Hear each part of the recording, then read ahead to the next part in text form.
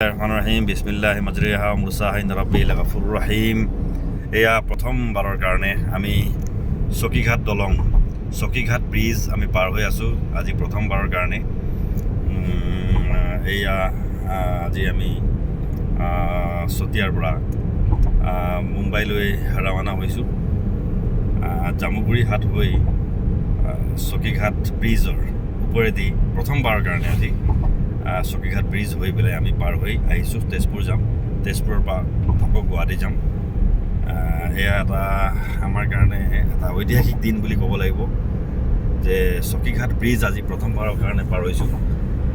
চকীঘাট ব্ৰিজখন হৈছে দ্বিতীয়খন জীয়া বৰলীৰ ওপৰত দ্বিতীয়খন দলং, যিখন দলঙে তেজপুৰ চহৰ আৰু তেজপুৰৰ 5 মাইল আৰু জামুগুৰি হাট মাত্ৰ 5 কিলোমিটাৰমান ডিষ্টেঞ্চত পাৰ কৰিব। এইখন এখন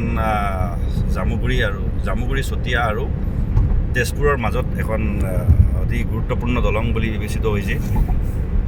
এয়া চকীঘাট ব্ৰিজ শেষ হৈছে আৰু বহুত প্ৰত্যাশিত এখন দলং শেষ হৈছে আলহামদুলিল্লাহ।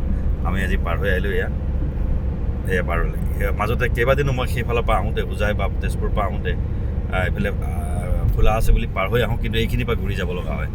এইখিনিৰ পৰা ঘূৰি গৈ সেয়া নপাম।